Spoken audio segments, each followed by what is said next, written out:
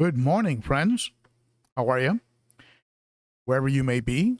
I notice we have them from all over, from Denmark to Texas, New York City, hello, Kansas City, Manitoba, Canada, Florida, all over the place, Washington State, and of course I'm coming to you from Nashville, Tennessee, and I welcome all of you to today's Cichlids and Coffee, and I hope you're having it out of one of these mugs. If you are, tell me in the chat if you're drinking out of a Cichlids and Coffee mug. I'm telling you, coffee tastes better when you drink it from... not really, but it's a good sales pitch, though. All right, let's see what we have here. And quick look at the chat. And hey, Emin Fountain's here. And I'm glad you're here, my friend. Welcome to my wonderful moderators. I see Denny is here and John is here. And more will be arriving, I'm sure. And a big welcome to my Patreons. Those who give me a little bit of extra support on the channel. Hey, Jason Brooks is here, and Garcia Aquatics, and Freddie Vera. We Must Rebel is from Alabama. Great name. The Governor is over in New Jersey. Been to New Jersey quite a bit. Dad used to live in Inglewood Cliffs. Hey, Joe Provenzano, love that last name, in Buffalo. I bet you it's getting cold up there. We got into the low 30s today and had to drive my son to the airport at 5:30. We had to defrost the car. So, very interesting. Got to watch out for black ice and all that good stuff. And let's see, Oral's here, Oral Newman in Israel. Wow, awesome. The company one of my sons works for is owned out of Israel. Company called Gong. Vibes Aquatics. Welcome, Vibes Aquatics. Solar King Ronnie. Hey, Solar King. Jane Rose. Jim Thobies? Gene Thobies? I'm not sure, but how about if I just call you Gene? And Z-Zip is here, and Kevin. All right. Good group and more arriving. Kaljeld Slevest Overgaard from Denmark. Man, that name is a mouthful, but welcome, my friend, and beautiful name, actually. And Michael A. is here as well. Hey, Michael, good to see you. More folks are jumping on, and that's a good thing. And for those of you who are new to the channel, if you'd like to support the channel, please be sure to subscribe and hit that notification bell so you know when things are happening, and that thumbs up. And that's how YouTube knows something good is going on, and it encourages YouTube to share the channel with other people. A couple quick shout outs. One of course to my channel sponsor, the Cichlid Shack. James, if you're listening, thank you for the help. And for those of you who'd like to pick up some very nice fish, not just cichlids, but all types. He's carrying all kinds of fish now. Beautiful pleco collection. He's got cories, tetras, all kinds of things. You can use Shack Attack 10 for any order, such as, let's say you want to try some extreme food. You can use the Shack Attack 10 and get 10% off. If you order fish and the order exceeds $100, not counting shipping, use Shack Attack 15, you'll get 15% off. Also, if you'd like to support the channel, consider becoming a Patreon. Just click on that little logo up there, this little red logo on the banner, and that'll give you a special video on the Patreon program. Goes from $3 a month on up. Great way to support the channel, helping me with the garage gang, I call it. And also use the Amazon link to get to Amazon. Whether you buy something from the store or not, it still supports the channel with a small percentage if you get to Amazon using the Amazon link. Also, if you'd like a mug, I have all kinds of mugs, hoodies, and T-shirts, and all kinds of good stuff. Go to the Teespring store and use Livestream for a 10% discount. Okay, that pays the bills. So, let's see here. Thank you, Frankie. I appreciate that. And Frank Vera, mi amigo de Puerto Rico. ¿Cómo estás, amigo? Mucho gusto en verte aquí. All right. So we've got 49 people on and more coming as we speak. So let's go ahead and officially start this live stream.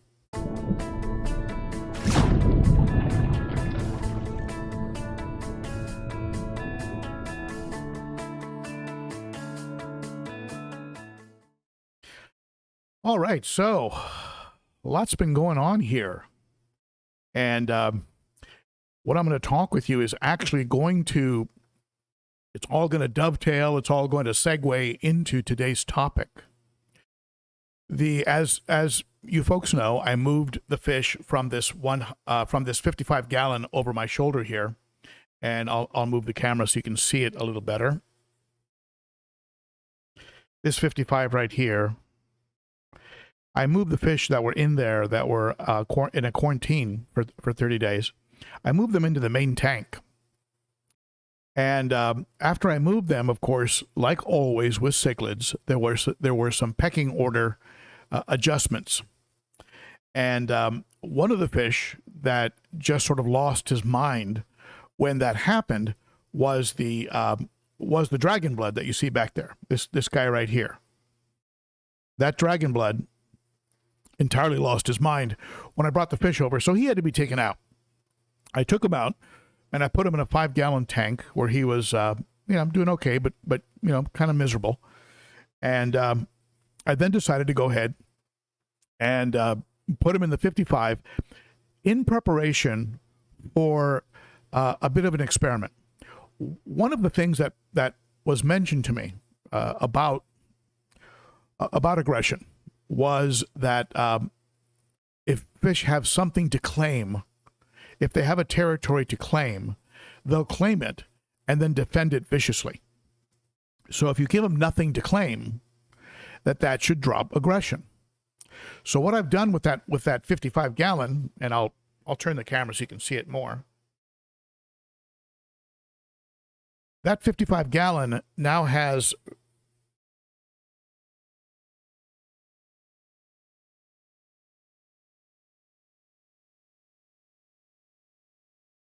nothing to claim. There's a heater, there's a filter, there's a power head, and otherwise it's a barren wasteland. So there's nothing to claim in there, and I'm going to be adding some fish and seeing how they do in a situation where there is nothing to claim, where it's just them swimming around.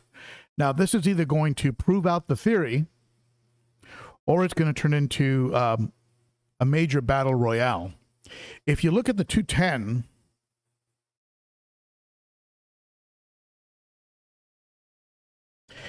there's that spot there, right by the edge of the plants there. That's the territory that used to belong to the Phoenix. The Phoenix was removed because he needed to get some work done on an eye. He had a cloudy eye that continues to stay cloudy. So I took him out of the tank, and it's funny, the second I took him out, the Eureka Red, recovering from the welcome to the tank beating that he took, immediately moved in and claimed the spot. So that seems to be some valuable real estate there behind that plant. So the Eureka Red claimed that spot and is now chasing everyone off who comes near that area. And so the Eureka Red might actually go back to the 55 and be part of the aggression experiment, along with possibly the living stone eye. You see him right there, that beautiful blue fish right there in the middle. He protects the rocks. The rocks are his. He's not violent. He chases fish off, but he's not a violent fish. He doesn't hit fish really hard the way the dragon blood was doing. He just protects those rocks. Those rocks are his claim territory. And he doesn't like people coming around and, getting on his lawn. So he just patrols it all day long. But he might be one of the fish that are taken out and put into the 55 together with the Eureka Red and the Dragon Blood and the let's go way over here into a section that you seldom, if ever, see. I'm going to adjust the camera.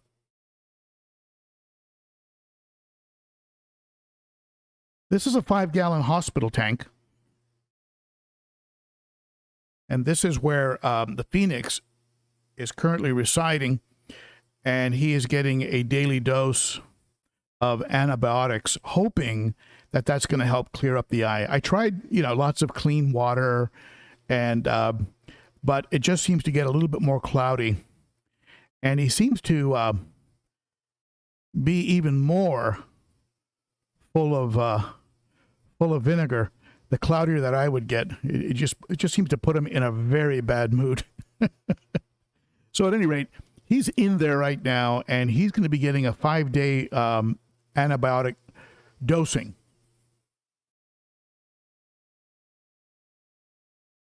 As soon as that dosing is done, and he's there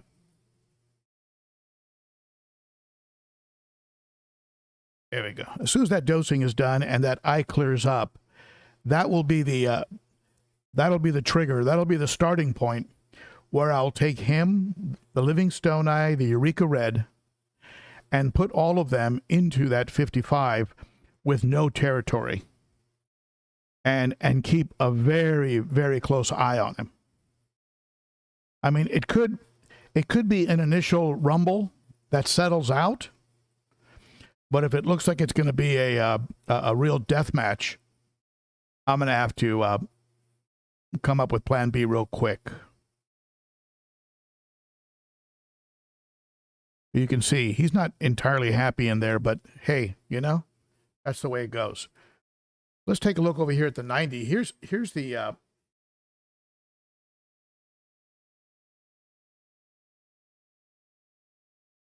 here's the 90-gallon, and let me adjust the camera downward.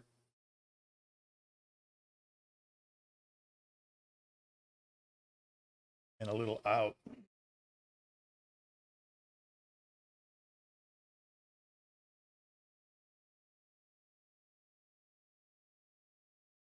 So you see, there are the rocks that were in the 55 before I cleaned it out.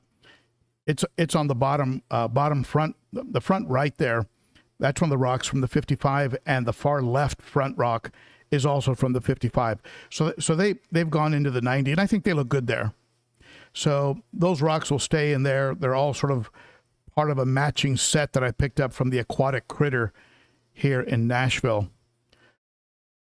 Maybe I could have found similar rocks at the local creek, but it was before I even knew that creek was there. Hey, Cat Sailor, it's okay if you're late. I appreciate you showing up. I know you folks all have something to do on Saturdays, but here you are with me looking at fish. Are we crazy or what? So you can see the Vieja. The Vieja's getting pretty large and pretty mellow. The Jack Dempsey is just a beautiful fish and goes from completely light with speckles to completely black. Right now he's sort of one of his black moods.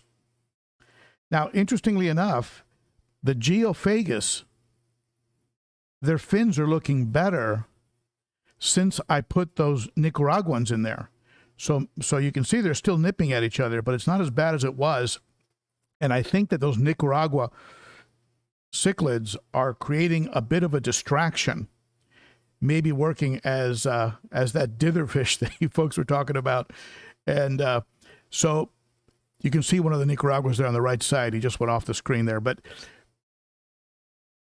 it looks like it made a change, and now the Geos are being a little bit more mellow with each other.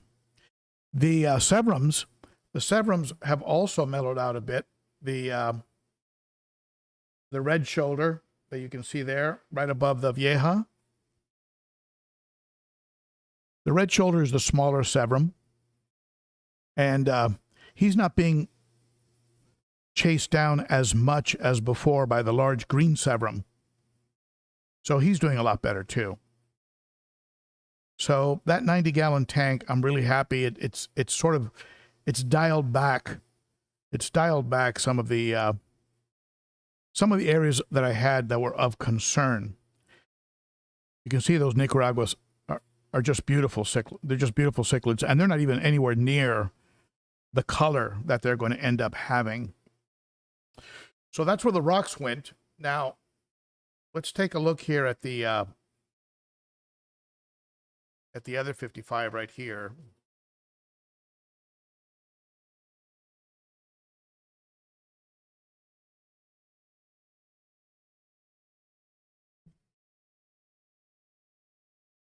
So what's left in this tank, you can see what's left in that tank is I have the gold-spotted Severums, which are just beautiful fish, but a bit too small to move over to the 90 just yet. But I think when they go in the 90, they're going to create even more distraction. So the Severums will have a bit better go because they'll have a little bit more going on, and so no one's going to be really singled out. And so they'll be getting along fine. I also have a couple electric blue Ochart in there, which are just gorgeous fish. Let me see if I can get a... See that electric blue Ochart? There's 2 of them in there. And there you go. You got both of them on the screen now. They must have heard me. Absolutely beautiful fish. Of course, I've got the 3 green tears, little baby green tears in there. So when I took out the Nicaragua cichlids, the green tears started doing a lot better. I think they're being harassed a little bit by the Nicaraguas only because they're so much smaller. So the little green tears are doing a lot better. Those are from they're from the Blind Fish Keeper. Check out the Blind Fish Keeper on YouTube. Also, check out Jerry's Fish Room. One of our moderators has a YouTube channel that he's trying to grow, Jerry's Fish Room. Now, I have those 2 redhead Tapajos on the left side of the screen there, along with a couple chocolate cichlids from Mexico. So that 90-gallon is going to get really, really interesting when those fish start going in there. And by the time those go in there, hopefully we'll have the 150 to 200-gallon South American tank set up behind me. So instead of the 255s, I'll have a much larger tank back there, and that'll be the South American, Central American aquarium. The 90, of course, as some of you know, will become a discus tank. So I'll have discus on my left, South Central Americans behind me, and the large African cichlids to my right. That is the long-term plan.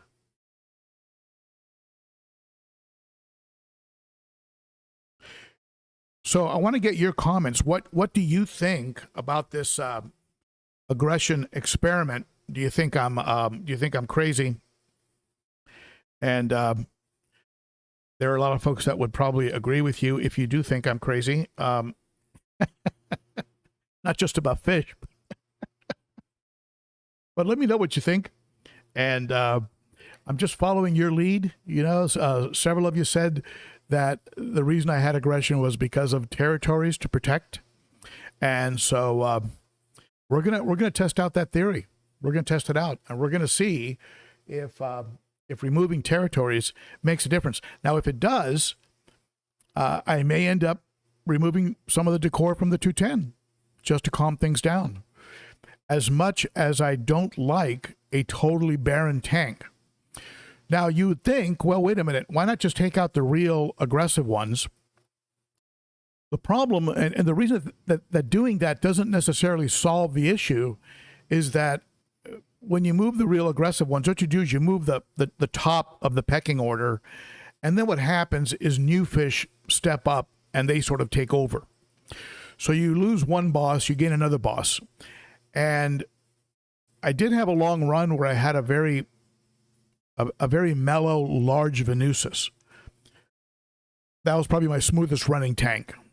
And so hopefully, if you keep removing jerks, eventually you end up with a benevolent tank boss, and then things sort of settle out, unless one of the other fish try to take that tank boss out and are successful at doing so. So again, African cichlids are not for everybody. Not for the faint of heart. And it is a type of fish keeping that requires constant alertness. You know, I've had times where I saw a little bit of an overly aggressive chase before I went to bed, but it had just started. And then by the next morning, the fish that was being chased was dead and just picked apart, just fins shredded, you know, eyes gone, blah, blah, blah. You know the story. So you have to take action real fast when you suspect that it's more than just a chase. When you see the living stoning, you go over here to the 210, and you see the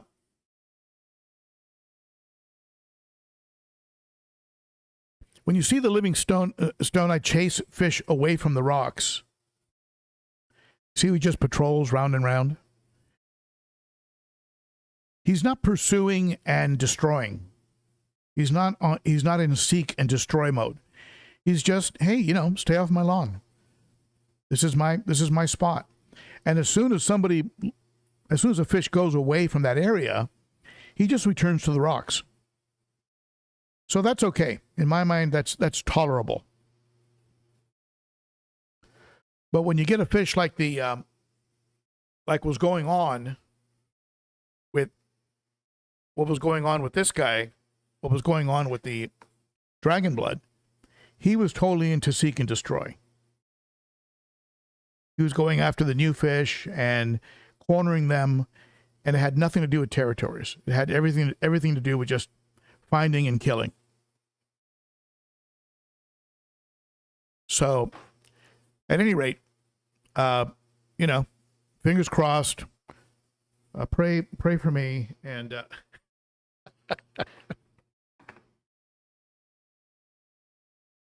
I will definitely keep you all posted on how this is going and how the experiment is progressing, and I'll be posting updates and keeping you folks definitely in the loop. It might take, I imagine it'll take about a week, maybe 2 weeks at the most, for the eye to clear up on that Phoenix. And after that eye cleans up, that'll be the starting point. That's what'll be when I'll take I'll end up with 4 fish. So I'll add 3 more. I'll put probably the Eureka Red, Livingstone Eye, and the Phoenix in with the dragon blood, and in that aquarium with nothing to claim, and we'll be off to the races. So I don't think we're going to have a betting line. I don't think we're going to. We're not going to be taking odds on who's going to be the last fish swimming. If it gets too violent, I will break it up. And just so you know. All right, so let's take a look at some of your comments. And I missed a super chat. Let me see here. Jason. Hey, Jason Brooks. Thank you, my friend. I appreciate that. And super chats are just a way for you to throw a little dough at the channel. And I appreciate that.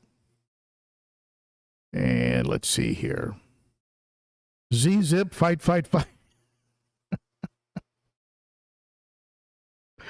Oh, boy.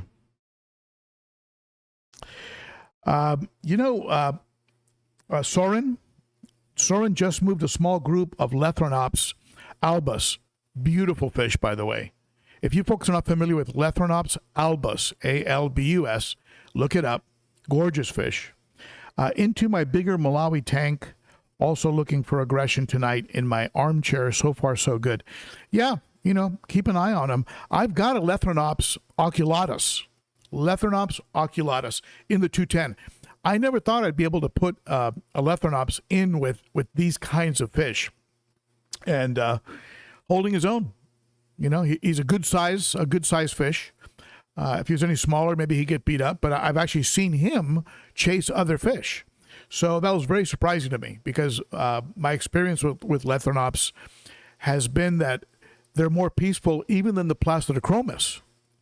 When I had a good number of Placidochromis, your deep water Electra, your Gazelle, right, and I found that they could get into it with each other, right? They would get into it with each other way more than the Lethrinops do. So Lethrinops are perhaps one of my most favorite fish. Some of you remember the red cap. I had a red cap. It's now owned by Kevin Green, one of the moderators who comes by when he can, when his schedule allows, and he has that red cap now. And one of the most beautiful, we used to call him Photoshop, because I would post a picture of him and people would tell me that he was Photoshopped, that it wasn't real. So anyway, Lethrinops are just an amazing fish.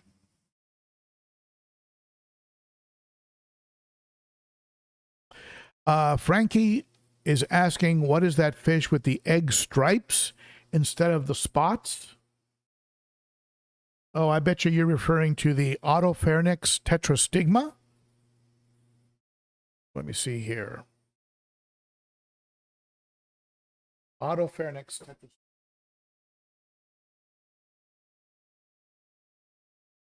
He's right there in your top left there, going across the middle of the tank. Kind of an orangey striped anal fin. Otopharynx tetrastigma. One of my definitely one of my favorite fish. Absolutely beautiful fish. And tends to be pretty mellow, but asserts himself enough so that he doesn't get pushed around.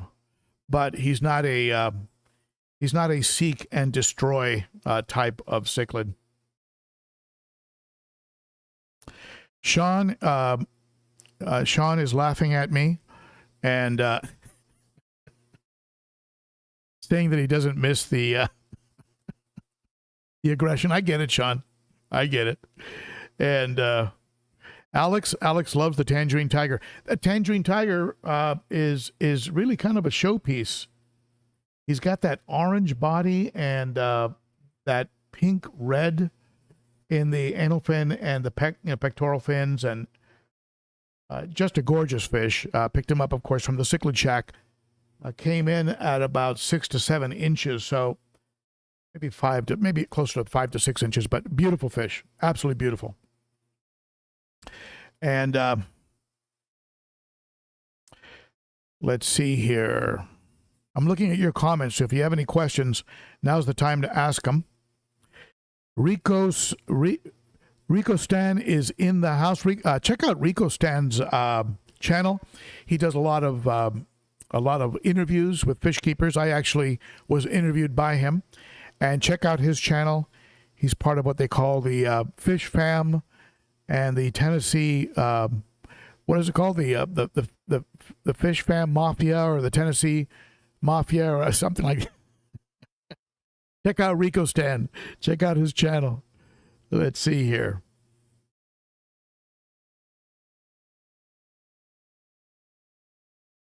J-Rock does stuff. My kiddo, 6-year-old, saw a blue gourami yesterday at Petco and really likes them. I have community tanks, so we couldn't bring him home. Yeah, you might pick up a little, little 10-gallon on Craigslist by somebody who just wants to get rid of it. And, might be a great way to get that kid into it. That's about the age I started, about 6. And, it's all kind of magical at that age. Little simple hang-on back filter and about an inch of substrate, a couple live plants, a couple rocks, and teach them how to take care of them. Be good. All right. So I'm scanning the chat here. Your electric blue Oxnardian 8051. My blue Ochart died overnight after a month with no signs of illness. Water good. I hate when that happens. I absolutely hate it. It happens with me sometimes. There's no signs. There's no damage. There's no fin damage. So it wasn't aggression. They just flip over and die. And I don't know. Is it old age? Did they just reach the end of their life cycle? How come they were so colorful and eating and active yesterday and today they're dead? You'd think if they're old, they would have sort of petered out, slowly. Maybe lost some color, started to look a little bit run down. So it happens. Sometimes they have something internally that fails. Maybe an organ fails.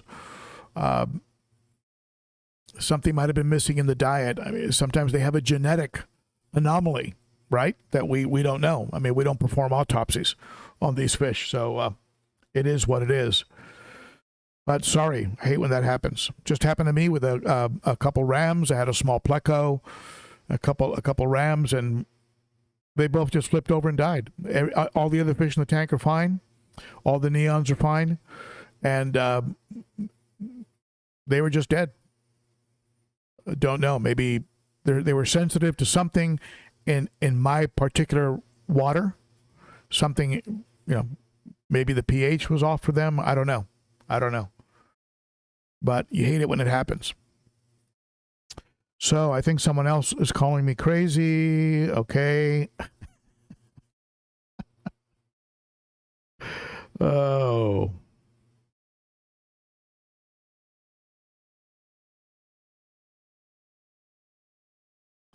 Noyes Media Productions. Oh, is that Noyes or Noise? Media Productions. I bought a JCMP light after watching your videos. And I hope you use the link that's under the video, because that tells JCMP that it came from my video. And I want them to know that it had an impact. Anyway, I hope you like that light. I like it a lot. I have 3 JCMPs on this tank. I have the one in front bright, and the 2 in the back, I have them dimmed down a little bit. So it gives me a little bit of a more textured look to the tank. So I really like the fact that you have, in percentages of 10, you can go through the blue and the red, and it really gives you a lot of flexibility. And so I've been very happy with them. And you're right. He said 20 years experience here. Food matters, and some can just have an attitude and nothing can be done. I think you're right. And that's what I'm thinking might be the case, where the Eureka Red is territorial, the Livingstoni is territorial, and so is the Phoenix. But that Dragon Blood, I think, might just be a little cuckoo. So we'll see when I put them together. And if the Dragon Blood just loses his mind, I'll just pull him out, put him in the 5-gallon, and rehome him. As beautiful as he is, as beautiful as he looks in the 210, I'll just have to rehome him. Maybe give him away to somebody in the Tennessee Fish Mafia. All right. Doing a little more scrolling here. Yeah, Neil, it is a bit of a game, Neil, having African cichlids. It is a bit of we could probably make a game and market it. And where cichlids are just going after each other. And instead of coins, you lose parts of your fins. And anyway. All right, let's see here. Alex Duware, I'm currently looking for a tangerine and a tetrastigma. Well, check with the Cichlid check. That's where I got mine. The tangerine tiger and the and the Autopharynx tetrastigma are both from the Cichlid check. And when he gets them so that they're I think they're F1. That's one generation down from the lake. F0, of course, would be wild caught, and then you've got F1, which are usually second generation right down from the lake. Todd Hobson comes in with a super chat. Thank you, Todd. I appreciate that.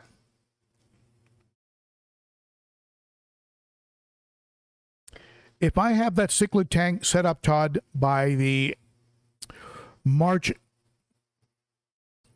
April of 2021, I'm going to take my time. It's going to be, I'm probably going to add additional filtration. I'm probably going to add a UV twist with its own dedicated pump. So, yeah, I'm thinking about a 3-month project. You know, get it really ready, and maybe I'm being a little bit too careful, but I just know cichlids can be very sensitive, and they're very expensive fish. So I really want to just do it right. So, any tips you folks have on keeping cichlids, you know I'm going to be picking your brains. But I'm thinking by March, because I also have that South American. I got to set up the South American tank, which is going to be a double drilled. It's going to be drilled for return and drilled for overflow, a synergy system. So I'm going to have to do some plumbing and setting all that up, matching up the right pumps and all that good stuff. So that's going to be a project. So getting the tank ready for the South Americans and then getting the 90 fine-tuned. I mean, of course, the 90 is already a mature tank, so it's not going to be a matter of having to put beneficial bacteria or anything. It can already sustain discus fish. I just got to add a few things to it. Maybe some additional filtering. We'll see. Definitely, I want to put UV on it because I know discus are pretty sensitive to bacteria and virus. UV light will kill the things that are in the water column.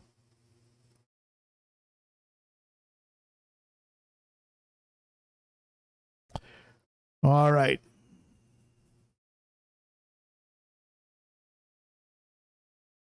Any more questions, go ahead and add them now.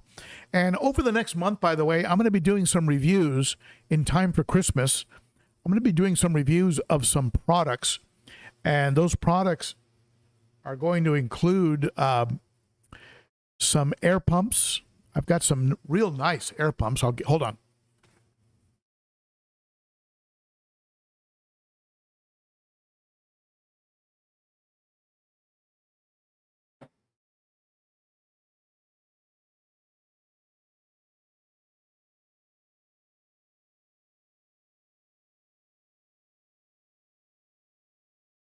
I'm getting constantly sent stuff to review. It's a great thing, when you work and build a channel, people start to send you stuff, and it's kind of cool actually. But this right here is from a company associated with Higer, but it calls itself AQQ, and then there's a small a at the end. And this is a double outlet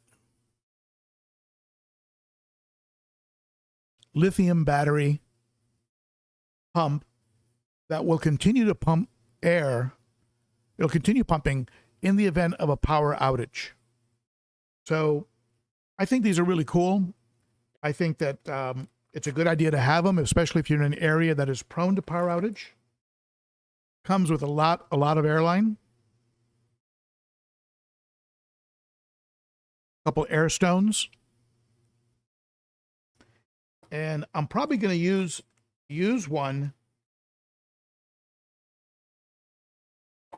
Probably going to use one to run one of these.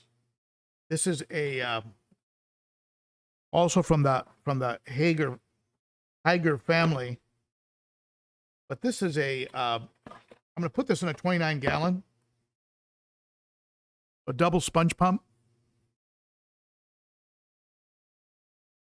It's a sponge filter, double sponge filter. And I'll set this tank up and you folks can see it after I get it set up. But this bottom part here is where you would put media. You can put media down here. And so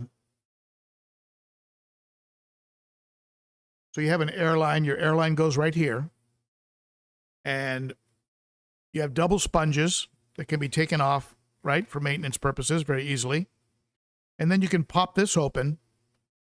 This can pop open, and you can put some media in there if you want, some charcoal, whatever you want to put in there. It even comes with some little media balls. See that? Little ceramic type balls. Give them a good rinse, and you fill up the two chambers below the sponges, and now you have a little bit of beneficial bacteria media and two sponges that themselves actually serve as a home for beneficial bacteria. And I'm also gonna be doing a review on a heater.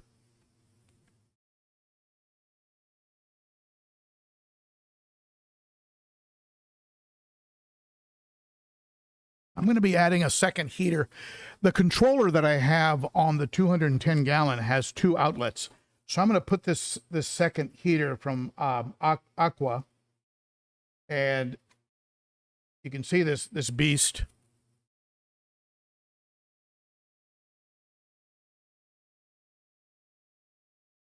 It's got two units in there, and these are that titanium style, and you control the temperature.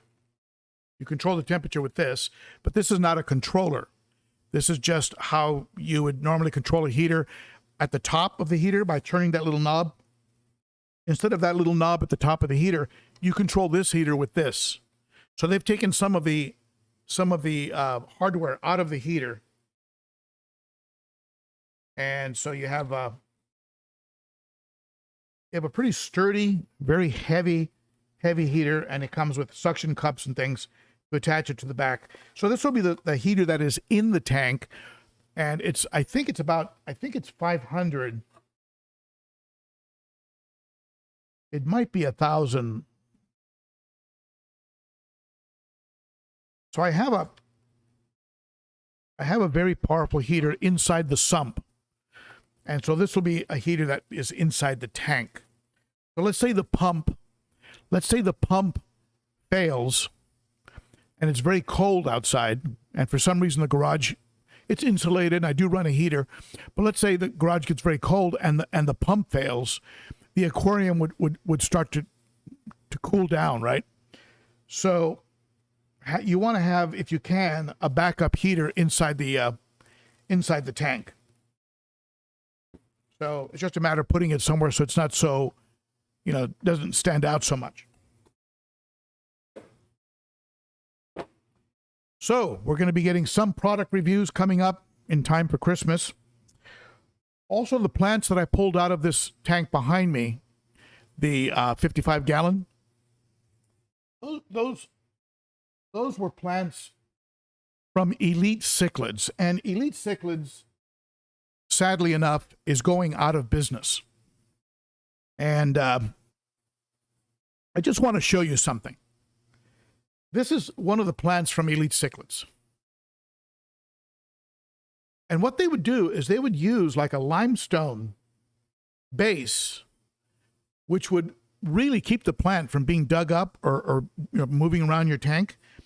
Then they would use aquarium-friendly glues with sand at the base of it, and then on the bottom seal it with a shell. Look at that. It's a real shell, which of course releases calcium and magnesium, and it's not bad for the aquarium. Here's a bigger plant. And you can see the same technique on the bottom.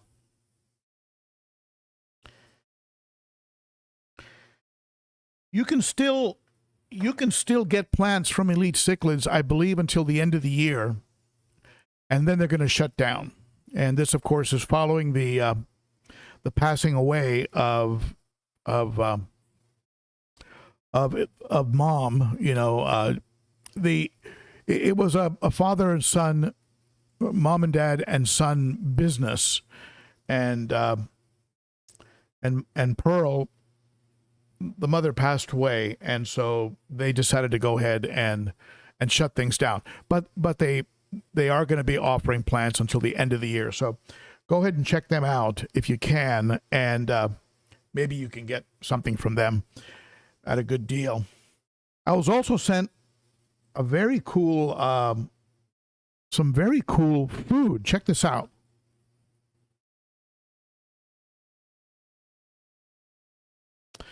And being kind of an old California hippie at heart, I like things that are natural and organic, ideally. And this food contains 0 additives, 0 fillers, 0 additives, no ash. It doesn't have any of the stuff that you might see that will cloud your water. It is 100% digestible stuff. It's got 60%. It looks like prawns, squid and prawns.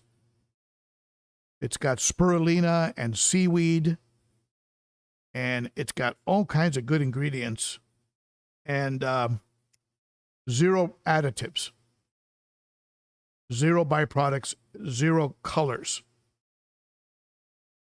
So, and it's got a very high dose of probiotics to just sort of strengthen the immune system of your pets. So this is from a company called Ultra Fresh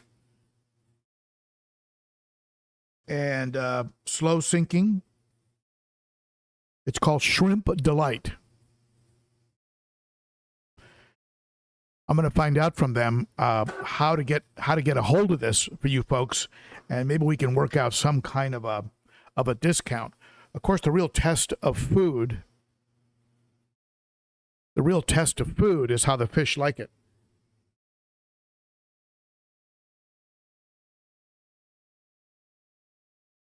Let's see what the fish think.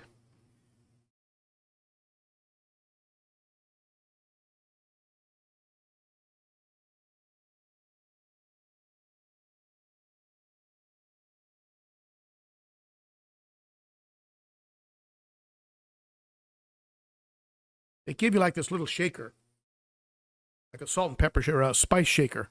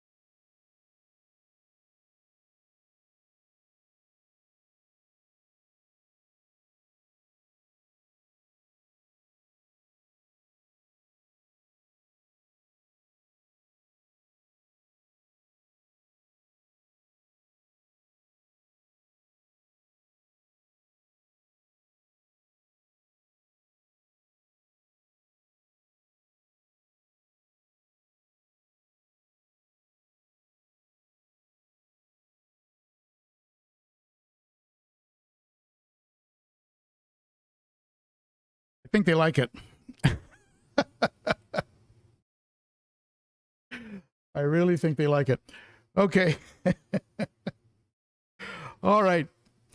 Any other questions?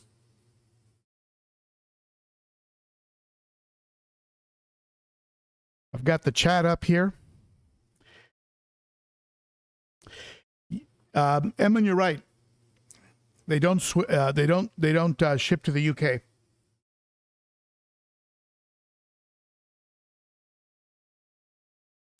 And let's see here. Sean, I would agree. They're the best plants I've ever had, and I really hate to see them no longer be part of the fish keeping community. They're kind of a loss, in my mind, comparable to, I don't know what you'd compare them to, but losing, like if North fin disappeared or something, I guess, something like that. I don't know. North fin's probably a lot bigger, but anyway, yeah, I hate to see them go. Anyway, yeah, I'll find out if I can get a link for you folks if you're interested, and also find out if it comes in different sizes. This is a slightly smaller flake, which, or a smaller pellet, which the fish didn't seem to mind. I mean, they seem to really like it and go after it. You know what's funny with cichlids, when one fish gets a mouthful of sand and then drops it, and then on top of another fish, or the other fish thinks it's food, but anyway, they like messing with each other like that. So, at any rate,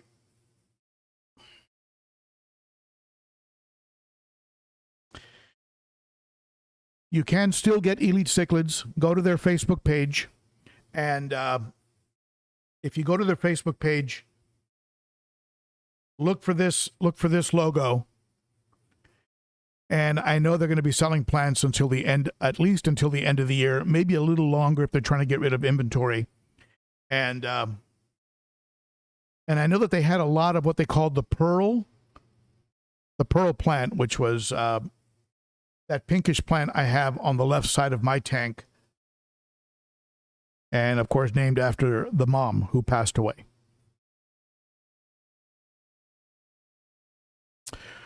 Eric, I feed the fish twice a day.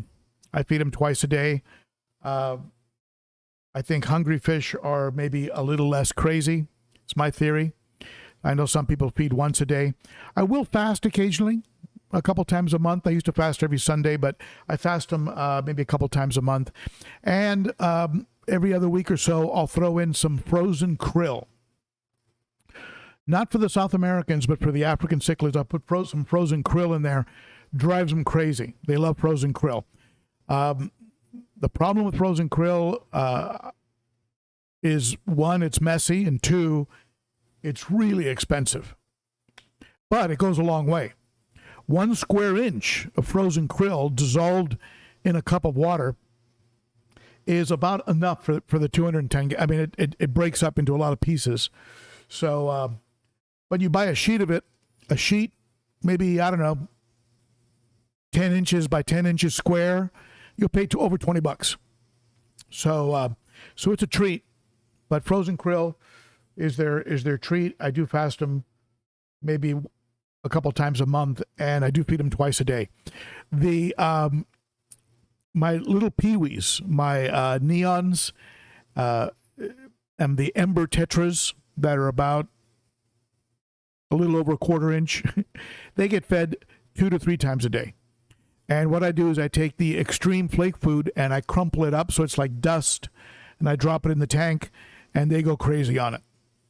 So I don't buy a special peewee food. I just crumble up flakes, and they love it.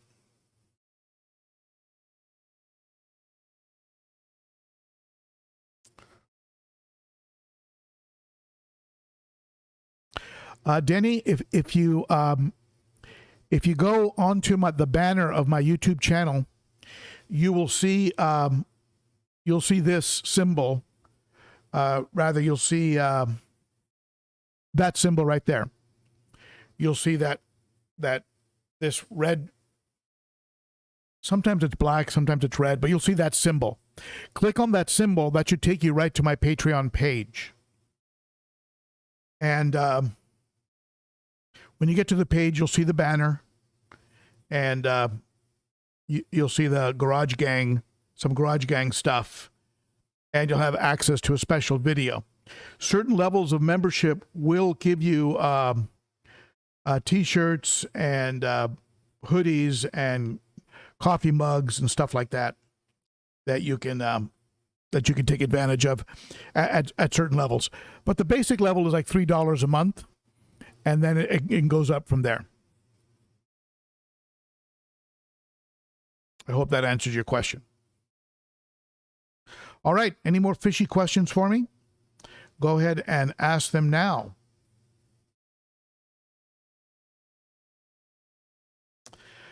I share your thoughts, Sean.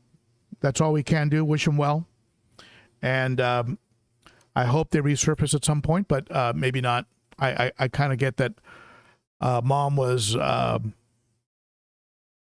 know, you had I think Dad and the son were definitely doing a lot of the heavy lifting, but it sounds like Mom might have been the spirit of the organization, if you will, and was handling a lot of things that the other two were not necessarily handling or equipped to handle. And so, at any rate, it is what it is. So, a big thank you to John and Denny and GP, my wonderful moderators. Big shout out to all of you. And thank you, everybody, for spending some of your Saturday with me. And always feel free to reach out to me at ben.o.cichlid. And that's at Gmail, ben.o.cichlid at Gmail. Always feel free to reach out to me if you have any questions, if I can be of any help. I can't guarantee that I'll get right immediately back to you, but I will get back to you as fast as I can. And again, a shout out to my mods. Thank you, Super Chatters. And again, thank you, Patreon members. You rock, my friends. You're the best. Thank you for spending some Saturday with me. Tomorrow, look for the video on burnout. Have any of you ever had aquarium or fish burnout? If you've had burnout, tell me in the chat. Let me know if you've ever had burnout. If you ever hit a wall. Sometimes people hit it after a devastating loss. A tank leaks on them. A disease wipes out their stock. They have a lifestyle change, right? They have a job that doesn't allow them to take care of the tank anymore. The tank goes south, gets polluted, fish die off. They can't do the maintenance. In some cases, people develop physical issues. They hurt their backs. They can't do the maintenance anymore. Have you ever had aquarium or fish burnout? That's the topic of tomorrow's video. It'll be posting at 7 a.m. Central Time. And it's my suggestions for avoiding and recovering from fish keeper burnout. Okay? Check out that video, and I'll see you this coming Saturday. Thank you, folks. Have a wonderful weekend. Bye-bye.